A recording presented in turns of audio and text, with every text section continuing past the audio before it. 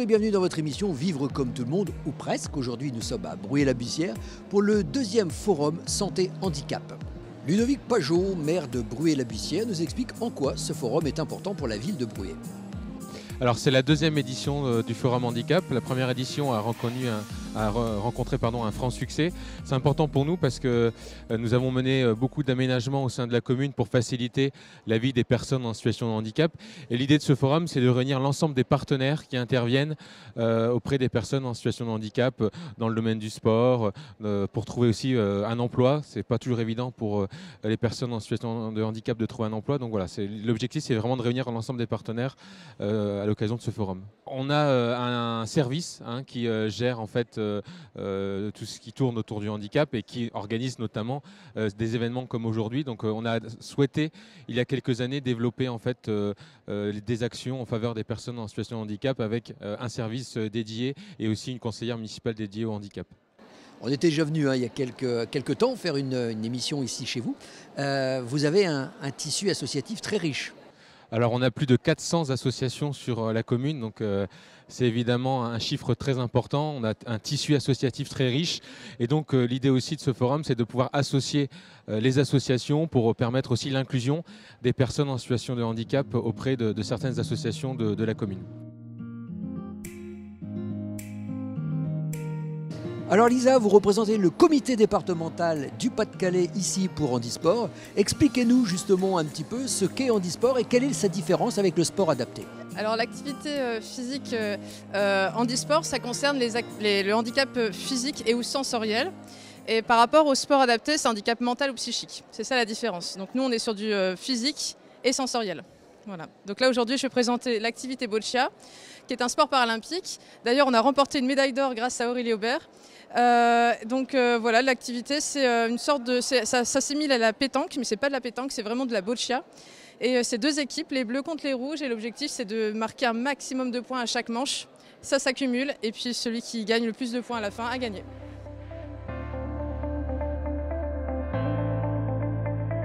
Alors le XAP à la chrysalide, c'est un centre de soins d'accompagnement prévention en addictologie. Nous sommes spécialisés en alcool, tabac et addictions sans produit. Les addictions sans produit, ça pourrait être les troubles alimentaires par exemple ou les jeux d'argent. Voilà.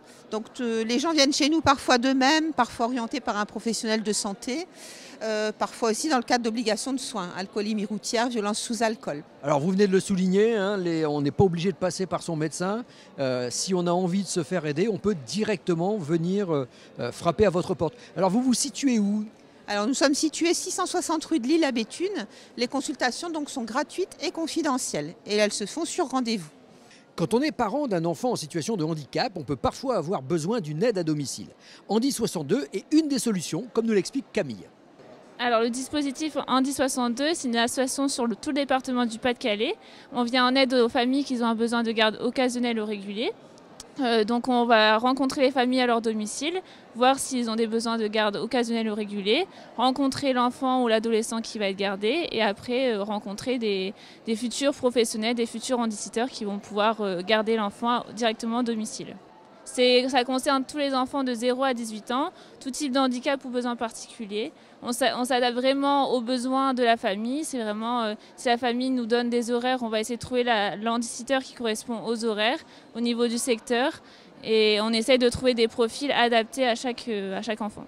Chez les personnes handicapées aussi, il peut y avoir des conflits au sein de la famille. Une médiation est alors possible, comme l'explique Sylvie. La médiation familiale s'adresse à des membres d'une famille qui vivent des situations de rupture, de conflits, des difficultés de communication et quelquefois aussi des inquiétudes pour l'avenir. Donc on a besoin de venir en parler dans un espace qui est neutre, qui est confidentiel, où on va essayer de pouvoir trouver des solutions à l'amiable, plutôt que d'éviter quelquefois d'aller voir le juge des protections qui va décider. Voilà. Donc l'idée c'est de pouvoir chacun s'exprimer et voir comment on peut écouter l'autre aussi et aborder des solutions pour pouvoir trouver un apaisement parfois aussi et puis se mettre d'accord. C'est vraiment de l'amiable. La mobilité pour les personnes en situation de handicap ou les seniors est quelque chose de très important. Tadao est une solution, comme nous l'explique Aziz. Le service Proxibus s'adresse notamment aux personnes à mobilité réduite, Donc on est présent sur 150 communes, donc le territoire Tadao.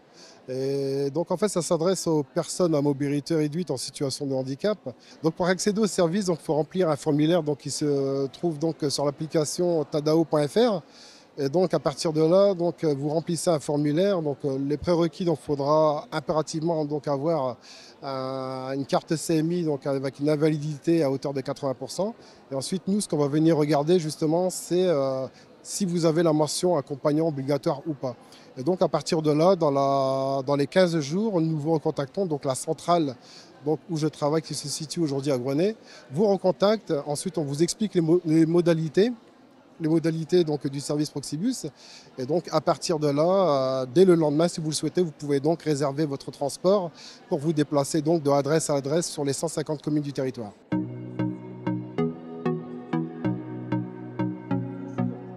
On vient en aide aux personnes en situation de handicap tous les jours de la semaine, sauf le vendredi, pendant 2 heures à peu près. Et le but, c'est vraiment de pouvoir permettre de proposer des activités et d'apporter un soutien, que ce soit pour les aidants et les aider au quotidien. Pour les aidants, on vient surtout pour leur enlever un peu de poids parce que s'occuper d'une personne en situation de handicap au quotidien, ça peut être vraiment très très lourd. Du coup, quand nous on vient, on essaie de faire en sorte de s'occuper de la personne en situation de handicap pendant 2 heures au maximum.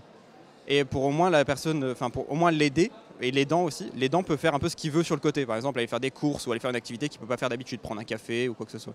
Cette association fonctionne avec des services civiques et Mathieu nous explique un petit peu son fonctionnement. Un service civique, c'est pour un jeune entre 16 et 25 ans. Donc ça permet aussi à certains jeunes de mettre un premier pied dans le professionnalisme. Donc il y a beaucoup de jeunes qui ne savent pas encore quoi faire ou autre après le bac ou même avant le bac. Certains jeunes qui ont eu des problèmes, etc., qui n'ont pas passé le bac. Alors le service civique, notamment à Unicité, ça peut permettre à ces jeunes qui ne savent pas quoi faire de mettre un premier pied dans le professionnalisme et de savoir ce qu'ils veulent faire plus tard. Ensuite, le service que nous on propose, que ce soit aux aidants ou aux aidés, c'est un service gratuit avant tout. Donc ils peuvent très bien demander à Unicité qu'on vienne chez eux et ce sera un service gratuit. Et c'est sur une durée de 8 mois du coup pour les jeunes qui le font de 16 à 25 ans.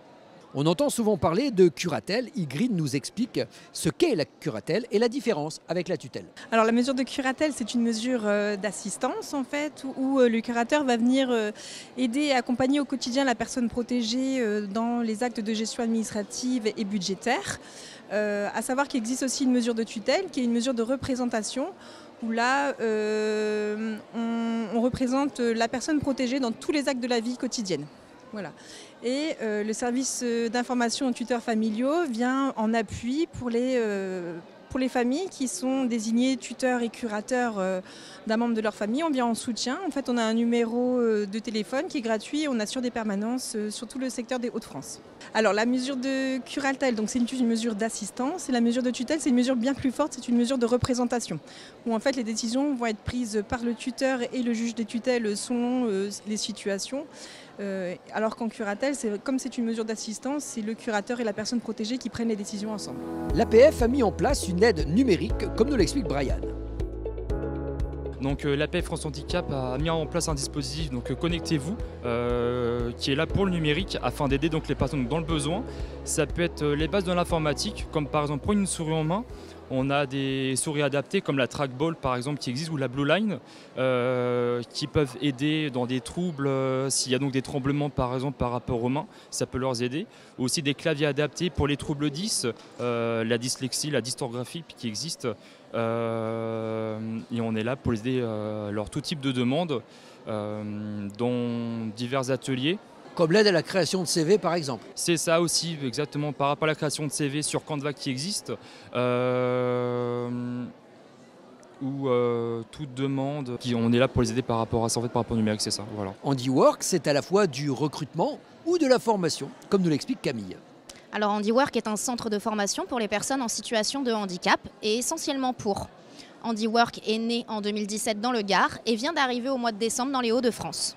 Donc on propose en fait des formations à la pré-embauche. Formation de 8 semaines où on a un formateur expert métier sur le terrain qui accompagne un groupe de 5 personnes pour les former à leur futur métier avec une embauche à la clé de la part des entreprises.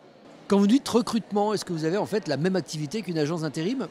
Non, nous on fait simplement la passerelle en fait entre la formation, le handicap et le retour en entreprise. Nous, on est vraiment sur le terrain, on est cette brique en fait qu'on va apporter, on est ce lien vraiment entre le handicap, la formation et le retour en emploi.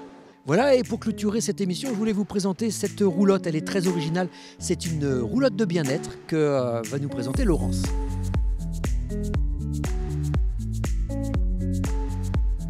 J'ai créé cette roulotte pour pouvoir être itinérante et aller au-devant de publics qui n'ont pas l'opportunité d'avoir des soins de bien-être ou des séances snozelaine.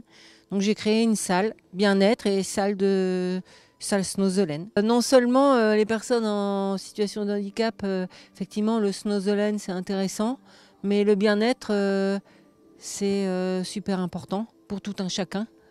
Donc un petit massage du dos, ça apaise. Ça relaxe parce que dans la vie de tous les jours, on a beaucoup de tensions. Sinon, je propose aussi massage du visage, des mains, des pieds.